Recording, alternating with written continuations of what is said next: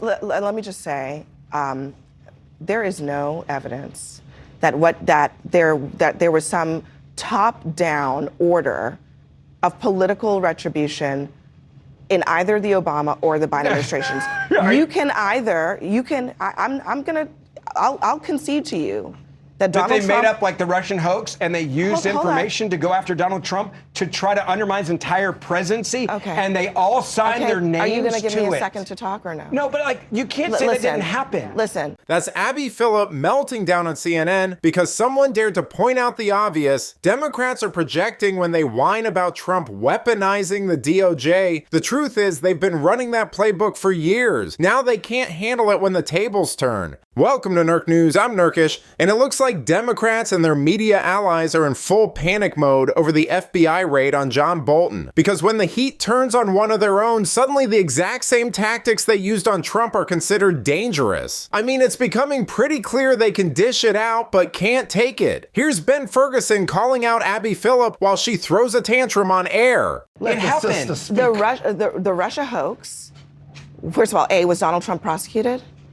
They did it to impeach was he him. He was prosecuted? impeached over it. Okay, so he... That's a big deal. It's called overthrowing the will of the people. First of all, he was impeached over his handling of Ukraine. He was not impeached over the Russia investigation. A perfectly good phone call, which, by the way, became accurate on Hunter Biden. The second thing is, let me just read to you a list of people that Donald Trump and his top cabinet secretaries have said are going to be the subject of investigations. The special counsel Jack Smith, former FBI director James Comey, former CIA director John Brennan, Senator Adam Schiff, AG Letitia James, President Barack Obama, they abused their power. Governor Phil Murphy, and Representative Monica McIver. So there is a list that comes right from the top. I'm not making this up. They put themselves on the list because they weaponized the government to attack their political opponents. So in one case, let me just say, in one case, you all are making connections based on conjecture. In another case, Donald Trump is just saying the thing.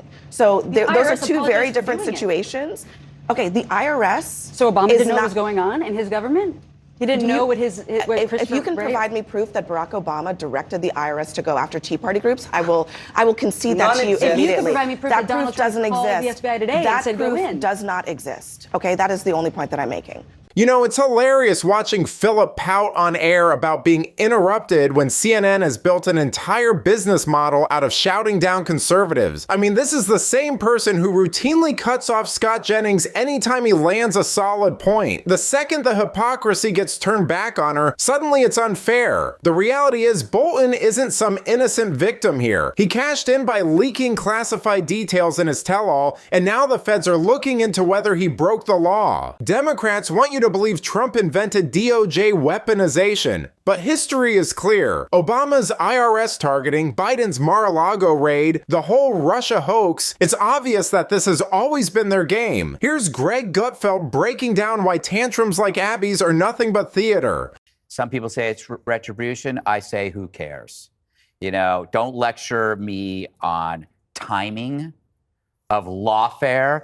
Don't lecture me on politically motivated, investigations. You guys invented this stuff. You loved doing it to Trump because you didn't think it through. You were so confident that Trump was toast, that you could rattle off free punch after free punch after free punch without any fear of reprisal. So yeah, is it retribution? I don't know. But when you think about the constant lawfare, the gerrymandering, the Dems never expect it to happen to them. They're like home invaders who didn't expect a well-armed occupant when they showed up. And Trump is well-armed. This is kind of an ongoing masterclass for the Republican Party, the new Republican Party. To quote Greasy Gav, how to fight fire with fire. The conservative movement, which I loved for the longest time, they were kind of happy to fritter away their influence and power on the notion that they were always above returning fire. I write for National Review. This is disgusting. Let's write a 4,000-word piece on judicial reform. And then they don't do anything. They go back and smoke their cigar. They always felt it was beneath them to get in the ring and hit back. So it's one of the presents that Trump gave the Republicans that they desperately needed were balls the size of Jupiter. You know, it's hilarious to watch Democrats accuse Trump of what they've already been caught doing for years. It's the oldest trick in the book. Accuse your opponent of the crimes you're guilty of, then cry foul when justice comes knocking on your door. Just like when Harry Reid nuked the filibuster in 2013 and it backfired to hand conservatives the Supreme Court majority that overturned Roe. That's how political karma works. And now Bolton's about to learn the same lesson. Mess with classified information and it can come back to destroy you. Here's Scott Jennings explaining how this raid could ruin Bolton's life even if he never sees jail time. Scott, one a little kind of a question off to the side here. You served in the George W. Bush administration. There are investigations that often surround administrations in different ways, and you had to testify and were deposed as part of that. That's far different than what's going on here. I mean, Bolton himself is being investigated specifically.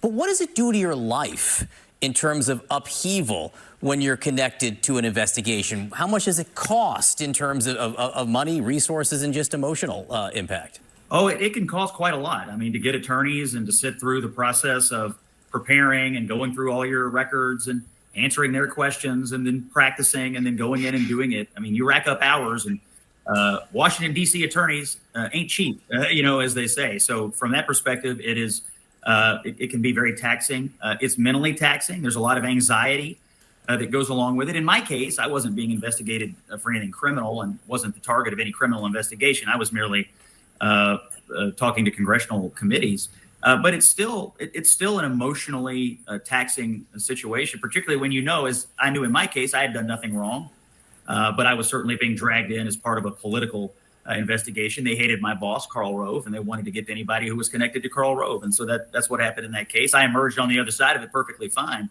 but it can turn your life upside down to some degree. Now, what Bolton is dealing with here is different. This is FBI coming into your house, grand juries, possible criminal charge. That's what so that's a whole nother level of anxiety that I did not have to deal with. I mean, even without a conviction, the FBI showing up at your door with a search warrant is career-ending. This is what happens when you play fast and loose with classified information and then pretend you're above the rules. Democrats and their media buddies can scream political all they want, but the truth is, Bolton made his bed. And when someone who spent years undermining Trump and leaking to enrich himself finally gets hit with accountability, it's hard to feel sympathy. The bigger point is simple. Democrats are reaping what they sowed. They normalized DOJ raids and lawfare politics. Now it's turning back on them. But let me know what you think. Do you believe the Bolton raid is unwarranted, or are Democrats finally choking on their own projection? Let me know in the comments, and if you enjoyed this video, please give it a like and subscribe to the channel. That stuff really does help us out. Until then, this has been Nerk News. Thanks for watching. Bye.